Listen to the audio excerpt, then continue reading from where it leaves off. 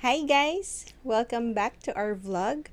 So for today, medyo iba yung setup ng vlog natin. So ako lang muna ngayon and I will be sharing some practical tips para sa ating mga first time moms. Kasi twice ko na to na experience kay Gio and kay Josh.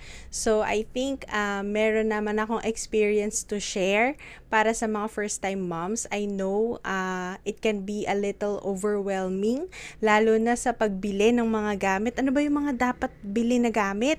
Pag nagsa-search tayo sa internet, ang daming mga recommendations, pero kailangan ba talaga lahat yon? Just a disclaimer lang, lahat ng i-share ko ngayon is based from our experience kila Gio and Josh. And this is not a sponsored video. So lahat ng brands na makikita nyo ngayon is yun talagang nagamit namin at sa tingin ko magagamit nyo rin as first time parents. So okay, samahan niyo ako.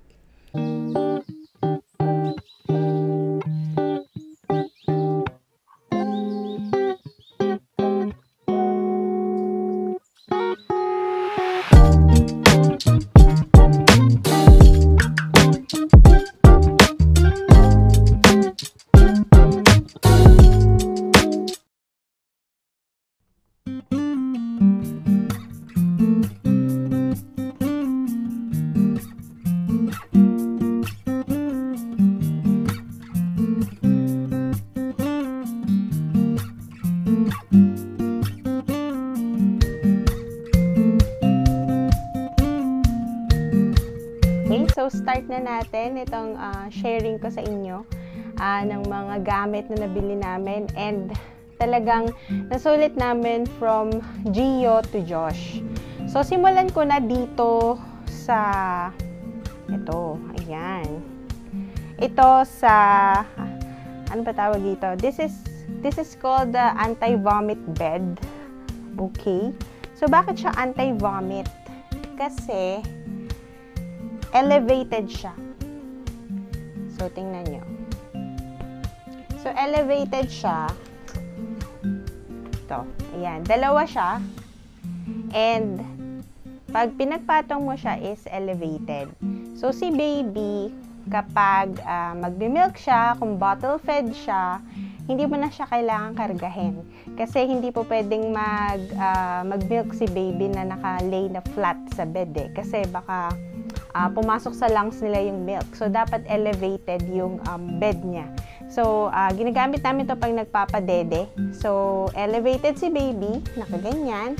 And then, meron siyang, ayan, meron pa letter U dito sa ibaba.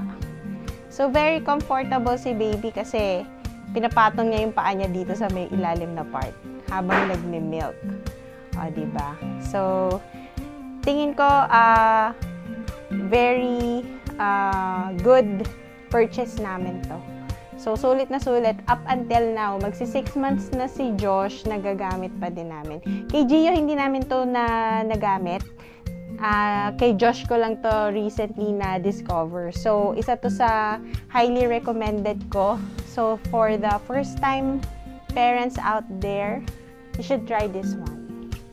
Lahat pala ng products na i-share ko today ay ilalagay ko yung link sa baba, dun sa video.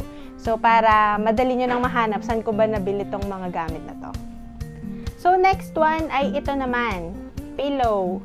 So, bakit ko ba siya nagustuhan? Kasi, memory foam siya. So, super lambot niya.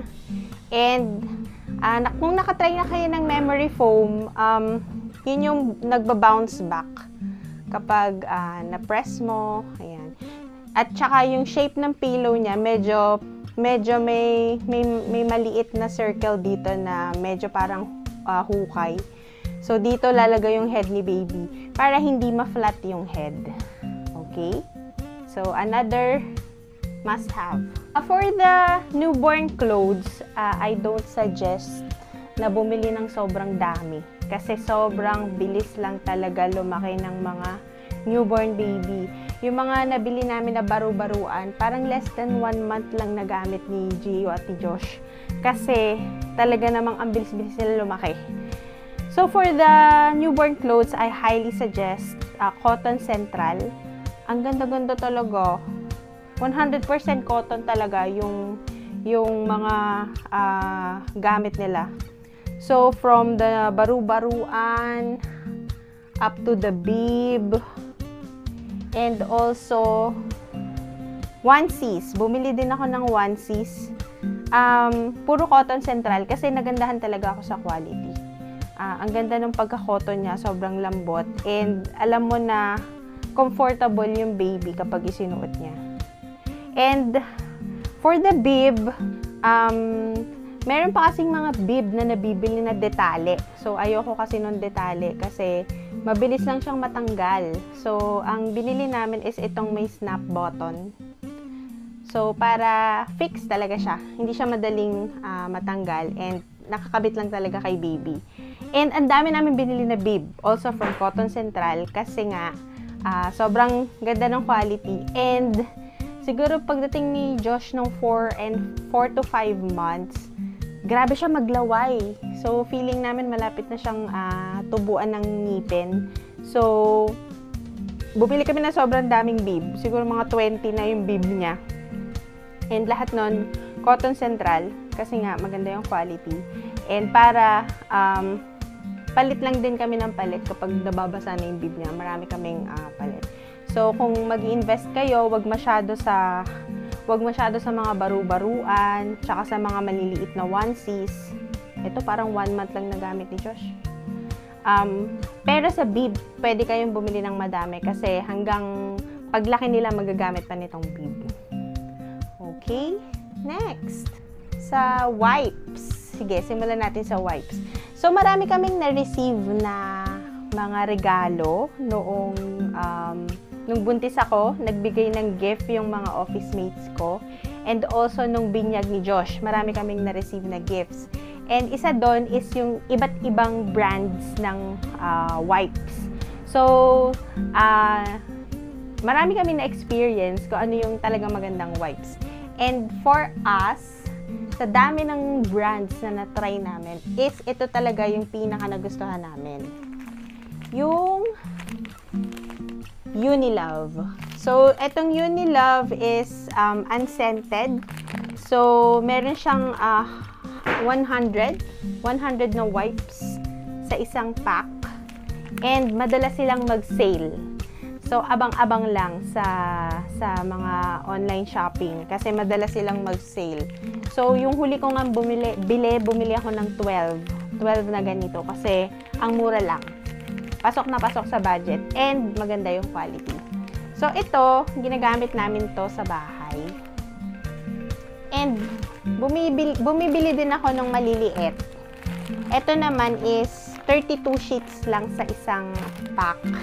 So, meron tong 6 pack sa isang ganito. 32 lang yung laman. Ito naman, ginagamit namin kapag umaalis. Kasi masyadong mabigat sa baby bag yung ganito kalaki. So, bumibili rin kami ng ganito kaliit para kapag aalis kami ng bahay, madali lang namin bitbitin, hindi masyadong mabigat. At syempre, dahil nanay na tayo, hindi po pwedeng mawala ng wipe sa bag ng isang nanay. So, ako naman, ayokong masyadong nagdadala ng malalaki na bag. So, ang usual lang na dinadala ko ay sling bag na maliliit. So, I usually buy this Sanicare. So, Sanicare mini wipes. So, 6 yung laman nito. Sobrang liit niya lang. Mga ganyan lang siya. Diba? 6 yung laman nito. Sobrang liit niya lang. Kasyang-kasya siya sa maliit na sling bag. So, ito yung binibili namin para lagi akong may wipe sa bag. Dahil, alam mo naman mga bata, lagi na lang nagkakalat. Lalo na kung meron tayong toddler, talaga naman, pagkakain, kailangan mag-wipes. Pag kung ano man yung mga paghahawakan nila kung saan-saan, lagi tayong ready dapat. So, I always have this wipes sa aking bag. For the diaper naman tayo.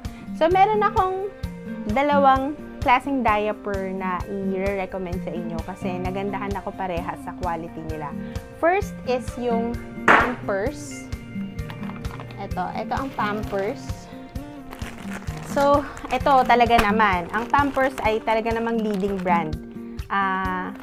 Talaga namang well-known sila sa quality ng diaper. Wala na akong kailangang sabihin pa sa Pampers.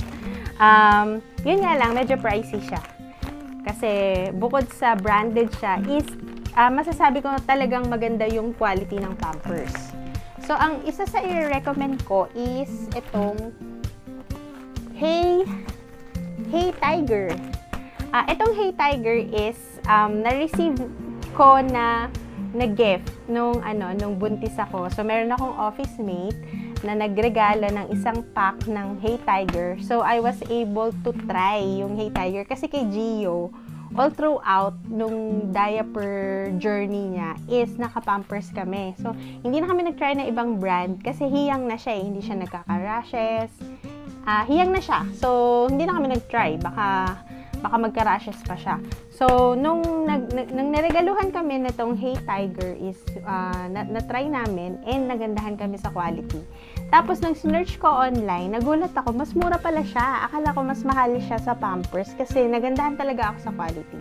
Pero, ayun, amazing. Mas mura siya. So, tinry ko na din, bumili na din ako. And, yan, highly recommended ko din. So, kung tatanungin niyo ako, ano bang difference ng Pampers at saka Hey Tiger? So, ito yung Pampers, ito yung Hey Tiger. So, kung gusto mo ng manipis na diaper, pero highly absorbent, you go for Pampers. Kasi talagang manipis siya. Sobrang nipis niya. Sobrang lightweight niya. Kapag nakasuot siya sa baby, halos hindi mo ramdam yung diaper unless puno na siya. So, yun naman yung maganda sa Pampers. Si Hey Tiger medyo makapal yung pinaka-diaper niya. Pero, maganda rin naman yung absorption. Tumatagal siya overnight. And ang gusto ko kay Hey Tiger is itong waistband niya. So, kita nyo yung waistband niya is mataas siya, abot siya sa likod ni baby, and kapag naka-tape siya is talaga namang secured, walang nagli-leak. So, yun naman yung nagustuhan ko dito kay Hey Tiger. So, again, si Pampers mas mataas yung price niya compared kay Hey Tiger, pero we have both. So, parehas namin siya ginagamit. Depende lang kung ano yung gusto namin gamitin. Kasi parehas naman siyang okay. Kung may budget, Pampers. Kung gusto ng quality pero hindi ka mahalan, you go for Hey Tiger.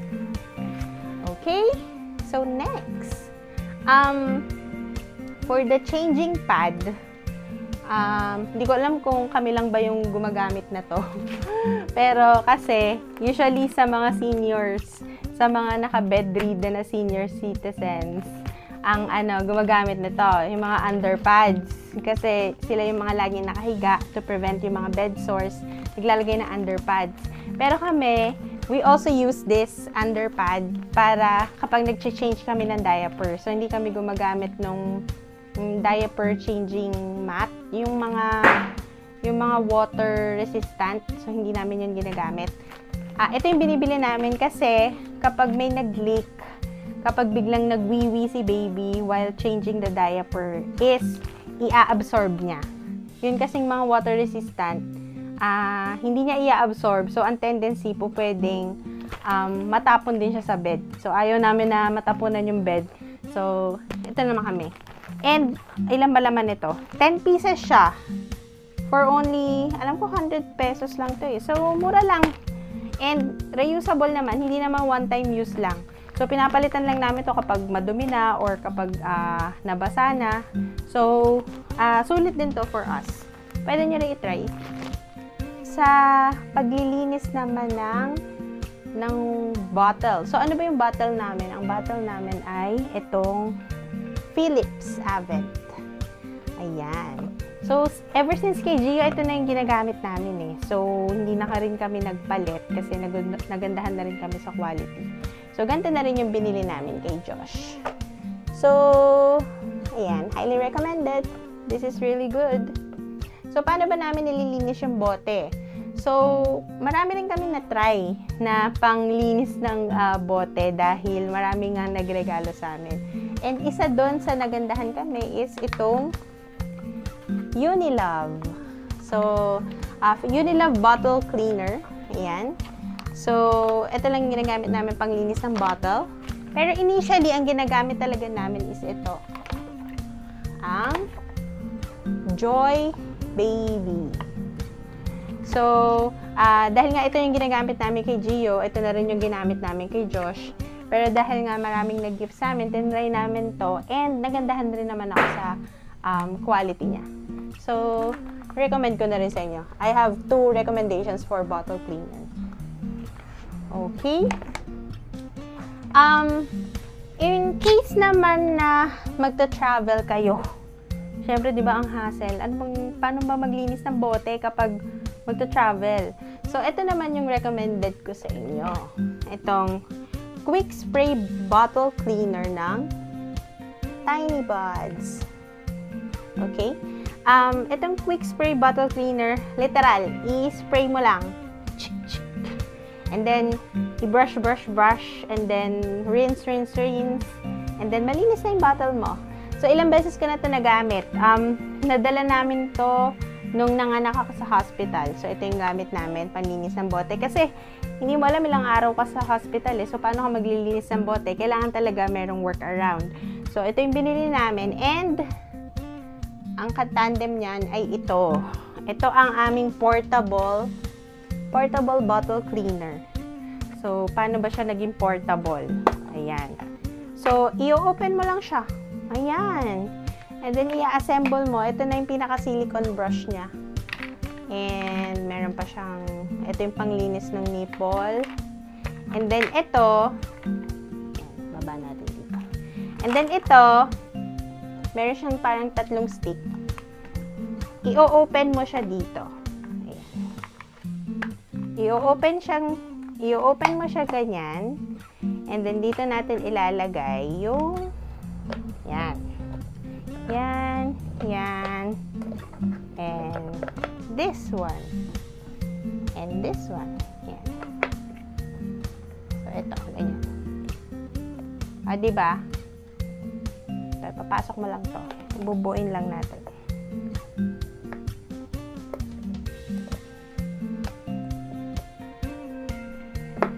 Ayan. So, ito yung portable bottle cleaner. Diba? Kanina nandun lang siya sa loob. And then, na-assemble ko siya. Ganyan. So, pag na-assemble mo siya, dito mo lalagay yung mga brush. And then, ito, after mo linisin yung bottle, dito mo na itataob yung bottle para matuyo. Diba? Ang galing. Literal na portable talaga siya. Kasi, pang travel, kahit saan kayo makarating, basta dala mo lang yung Quick Spray Bottle Cleaner, and then this one is, ayan, pang travel talaga siya. Nakakatuwa. Ayan. Ito yung ginamit namin sa hospital. So, pwede nyo ring i-try. Ayan. This one. Next one is yung pang laban naman ng mga damit. So, kami, ang gamit namin is ito. Itong Breeze Baby. Ayan. So, parehas kay Gio and Josh. Ito na yung ginagamit namin. Kasi, gentle talaga siya. Very, very baby-friendly. And mabango. May malinis talaga. Kasi kami din, yung mga pang adult na damit, Breeze din yung gamit namin. So, trusted na namin yung Breeze. So, Breeze na rin yung binili namin for the kids. And for the fabric softener, I use 2 brands. So, first yung Tiny Buds. So, meron din silang fabric softener. Kaso wala ako ngayon. Nandun sa labahan. So, ngayon, ang meron akong bagong stock is itong Unilove. Ayan. So, minsan nagsisale sila, ganyan, buy one, take one. Madalas sila mag-sale, yung Unilove. So, highly recommended ko tong brand na ito. Yan. Okay. Ano pa? Ano pa bang meron tayo dito? Sa pang-ligo. Yan, sa pangligo, ang recommended ko is itong Cetaphil Baby.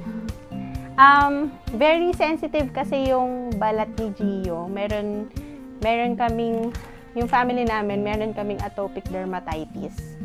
So, other name for that is eczema. So, yung skin namin is very sensitive, very dry. So, ang recommendation talaga nung doctor na pinuntahan namin is to use Cetaphil. So, both for washing, yung mga body wash, and also for the lotion. So, itong Cetaphil Baby, yan. So, dahil ito na yung ginagamit ni Gio, ito na rin yung pinagamit namin kay Josh dahil tama naman din yung hinala ko. Sensitive din yung skin ni Josh. So, dry and itchy din. So, nag-stick na kami with Cetaphil. But for the lotion, ayan. Cetaphil din siya, pero hindi siya yung ordinary Cetaphil. This is Cetaphil Pro AD Derma. So, yung AD is atopic dermatitis. So, ayun. Ito yung lotion na ginagamit namin for sensitive skin. So, although okay na yung Cetaphil na lotion, yung normal na Cetaphil, but since we have atopic dermatitis nga, so we use this Pro AD Cetaphil. So, you can also use this if you think meron kayong sensitive skin. So, even adults, ako din, dahil I also have AD, I also use this lotion. Okay, so ano pa ba? Ito naman, sa diaper cream. So, minsan, hindi talaga maiiwasan magkakaroon ng rashes yung mga baby. So, ito yung gamit natin. Itong Mastella Barrier Cream. Yan. Sobrang amazing nito. Bakit? Kasi, within hours, siguro 1 or 2 hours, nawawala agad yung rashes ni Josh. Sobrang na-amaze ako dito. Medyo pricey lang siya, pero super sulit. Hindi naman super pricey. Yung isang box is around 400 pesos. So, ayun. Sulit naman eh. Kung mawawala naman agad yung rashes ni baby, why not? 'Di ba? And kapag naman merong rashes sa face, is ito naman yung ginagamit namin. Si Castella. Also from Mastella. So, ayan. Kapag may mga minsan, baby acne, meron dito sa face, sa pisngi, ayan. Pag may mga nagre-red, you can use this si Castella. Okay? Ito naman, kapag, ito, another Cetaphil Baby Lotion.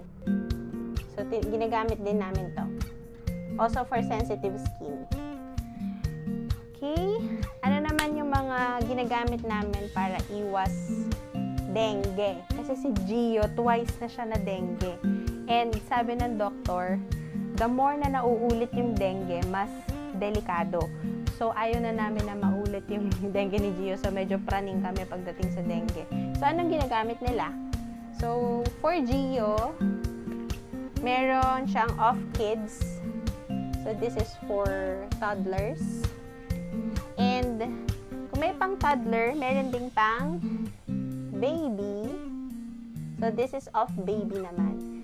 This is recommended for 6 months above. Okay? Pero, if less than 6 months, meron si Tiny Buds na Gone Away Lotion. Yan. Actually, meron din tong stickers, yung nilalagay sa damit, Gone Away din. Kaso wala akong stock ngayon, naubusan ako, hindi pa ako nakakabili.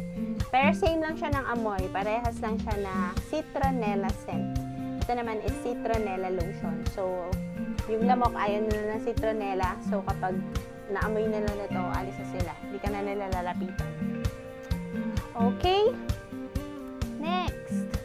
Kapag naman merong sakit, naku, usong-uso yung sakit ngayon. Tapos nakakaawa yung mga bata kapag sinisipon, di ba?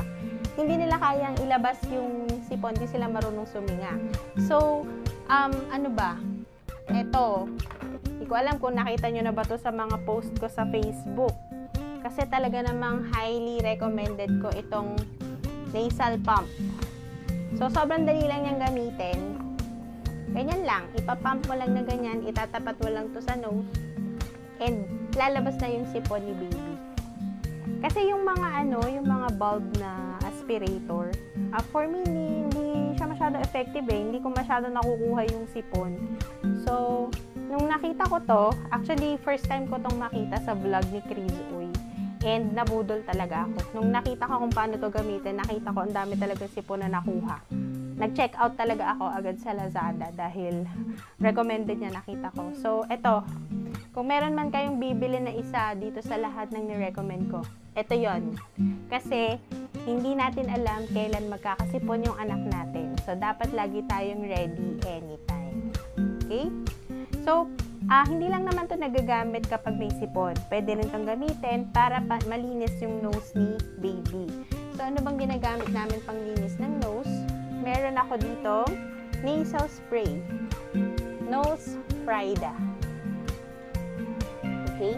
So, i-spray lang sa nose ni baby and then gagamitan ng nasal pump para malinis yung nose ni baby kung may mga nakabara na din. Okay? Ano pa? Kapag naman barado yung ilong ni baby, ito. This is Stuffy Nose Stick-Ons from Tiny Buds. So, gumagamit din kami nito. And kapag naman inuubo, ayan, nakakaawa din yung mga bata kapag inuubo. Yung parang ang bigat dito sa chest. So, meron din silang Stuffy Chest Stick-Ons. And, kapag si baby ay hindi masyadong komportable sa pagtulog or hindi makatulog, ayan. Meron ding Sleepy Time Stick-On si Tiny Buds. So, relaxing, gentle lavender scent. Para madaling makatulog si baby. Or kung ikaw, hindi ka makatulog, pwede mo itong gamitin. Kasi, very relaxing yung lavender scent. Okay?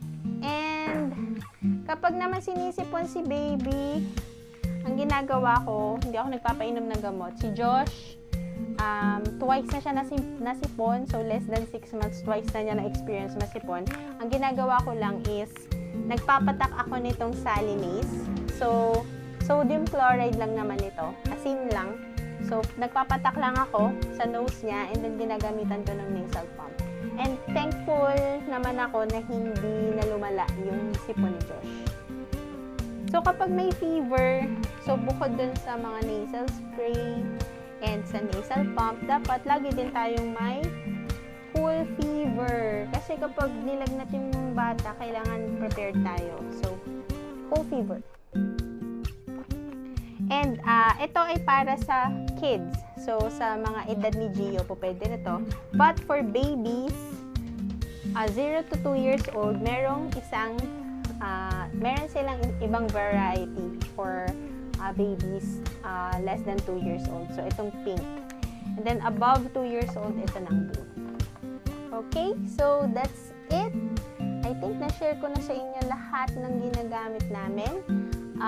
I hope nakatulong sa inyo. Nagkaroon kayo ng idea ano ba yung mga kailangan gamitin lang. And yung iba, pwede nyo rin i-try kung gusto nyo i-try. Pero for us, ito, with all this baby stuff, ito lang ay kaya na namin mag-survive with Gio na 4 years old, going 5 years old, and then si Josh, 5 months old. Ayun, and I hope nakatulong itong mga product recommendations ko sa inyo, lalo na sa mga first-time parents. So, that's it for today's vlog. Have a nice day. See you next time.